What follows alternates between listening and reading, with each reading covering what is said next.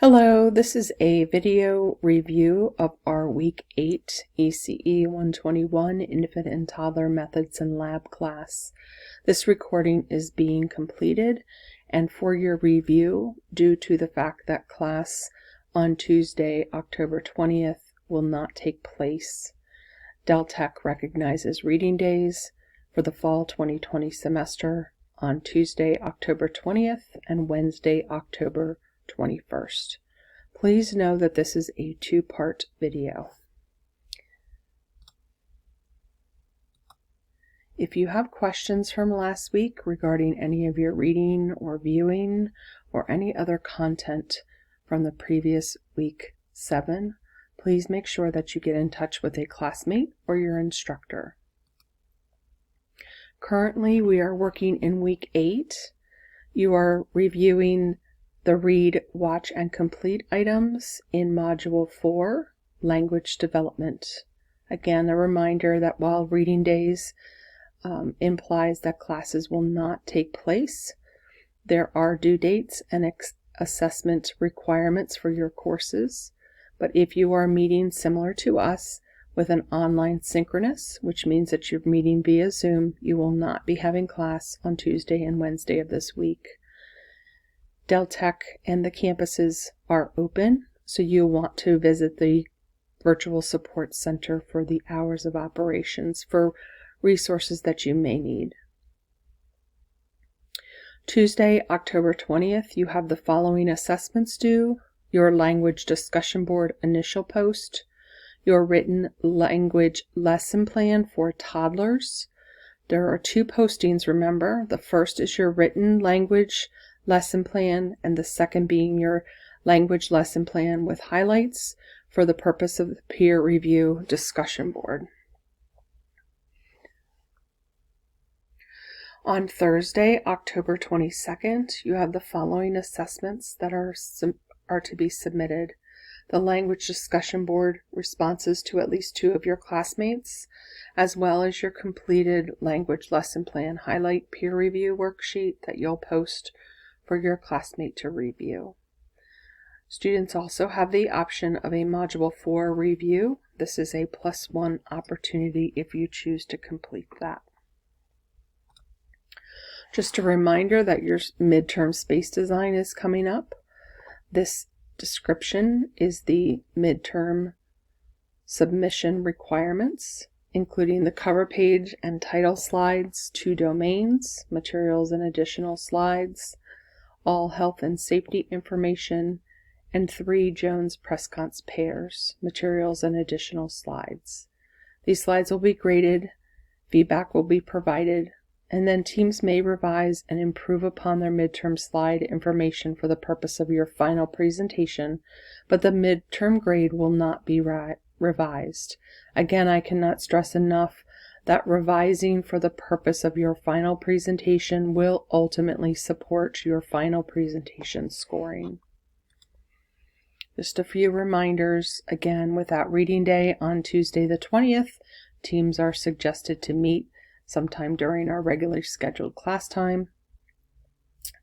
All teammates should be reviewing the feedback that was provided for the brainstorming worksheet, identify a time to meet, and/or divide the required components equally among your team members, and use the assessment supplement, the examples, and other supporting documents to navigate this project. Again, if you have questions specific to Week 8 requirements, you are encouraged to contact a classmate or your instructor. Module 4 is your requirement for Week 8, and it includes the following reading and viewing requirements. This week you have 3 chapters. Chapter 4, Attachment, in your Infant Toddler Caregiver textbook. Chapter 9, Language, again, your Infant Toddler Caregiver textbook. And your VLS chapter, which is entitled Supporting the Communication of Infants and Toddlers. This again expands your understanding of how, in this case, communication is supported by environments and the experiences within them. You have 2 additional articles to read, and 4 videos to view, not including the 1 video included in the VLS chapter. Students are encouraged to take the time to review all materials, make a few notes about each that will support your comprehension of this material. You also have the option to use the Chapter 5 and Chapter 9 highlight documents to reinforce your knowledge of this reading. Additional readings, as mentioned before, 2 articles, Tips on Learning to Talk, and How to Introduce Toddlers and Babies to Books. Viewing requirements, there are 4 videos. The Secret Life of the Brain corresponds with Chapter 5, and From Cries to Conversation, Language for Learning, and Strategies to Develop Young Children's Emergent Literacy Skills tie back to Chapter 9. Chapter 5 is attachment. We understand that attachment is a complex and ongoing process.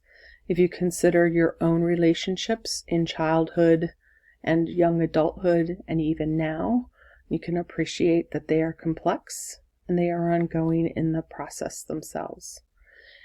Attachment involves the responsiveness to an infant, adult to child. It involves closeness to an infant. Is an affectionate bond that forms between individuals that endures through space and time, meaning when you have a respectful, responsive, and reciprocal bond and attachment with a child, once they depart, when they return, they're going to be recognizing you. They're going to reach out, indicating that they're comfortable, and they also recognize you. So the question here is, how does attachment to caregivers differ from attachment to parents? So in your reading of Chapter 5, make sure that you have an understanding and can respond to this question. Extremely close infant-toddler relationships are formed through mutually responsive behaviors. So what are 2 different examples, and how can adults exhibit the 3 R's when engaging in these exchanges? Also consider how autonomy is related to trust and attachment. As you read Chapter 5, you should be keeping the 3 R's in the back of your mind, and if you're taking notes, I always put 3 R's, and if you still need the vocabulary reminders, put those respectful, responsive, and reciprocal at the top of your page, and try to connect the dots as you're reading. Securely attached toddlers may have difficulties with separation, and this may be with separation from family members in the morning, and this may be separation difficulties from caregivers in the afternoon.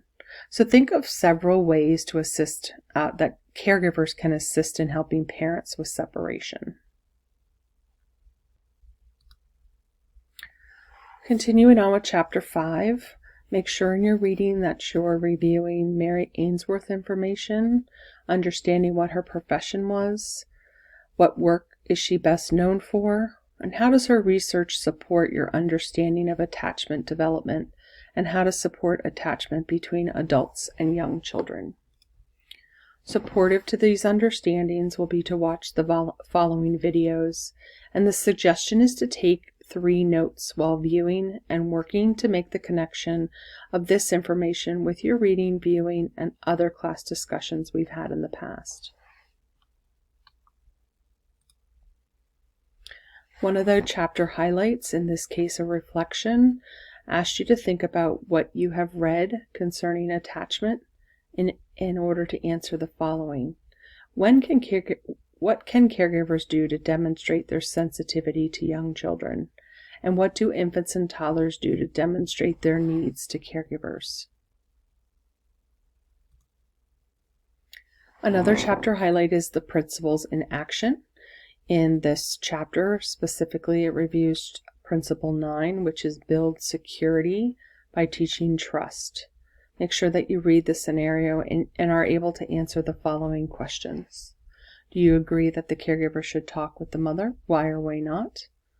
Could the mother's behavior come from a cultural difference? And what else might you do to help Cameron establish trust?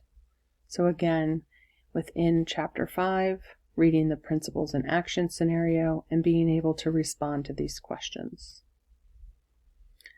Remember that there are focus questions at the beginning of every chapter. Those are good to read before you dive into the reading, and also at the conclusion of your reading to ensure that you have understanding of this information and can respond to these questions. It may also be helpful to review the chapter summary and the key terms at the conclusion of each of your textbook chapters. Chapter 9 is language. This video is going to conclude for part 1, and then part 2 will begin with this chapter.